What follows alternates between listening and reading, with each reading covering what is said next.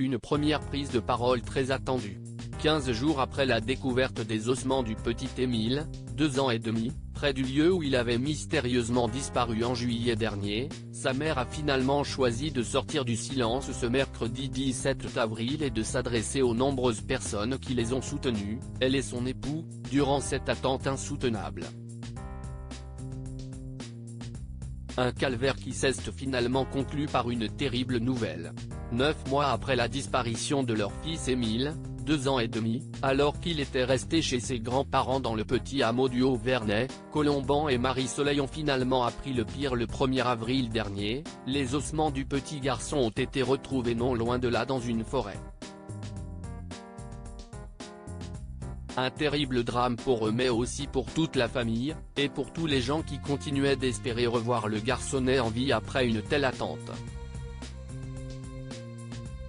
Nombreux à adresser leurs condoléances à la famille endeuillée, ils ont reçu une réponse de la jeune maman endeuillée ce mercredi 17 avril, prenant la parole sur Facebook, elle a tenu à remercier ceux qui ont soutenu leur famille dans un message touchant.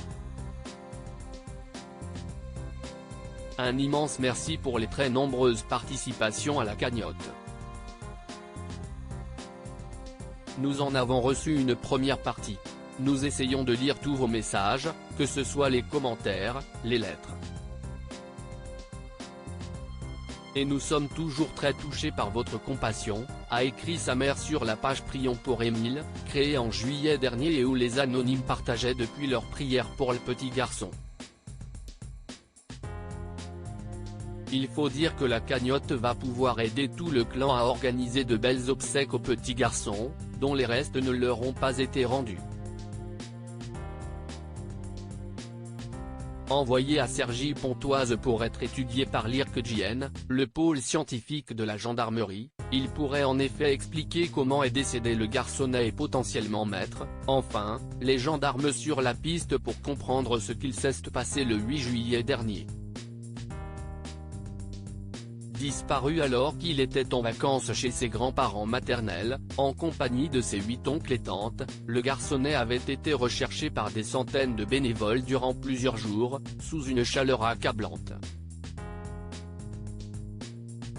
Depuis, il n'avait pas été retrouvé, malgré de nombreuses fouilles dans le village du Haut-Vernay, un véritable travail d'investigation sur les interrogatoires et sur les téléphones. Désormais, le temps est au deuil pour la famille, très croyante, et qui doit cependant espérer connaître un jour la vérité.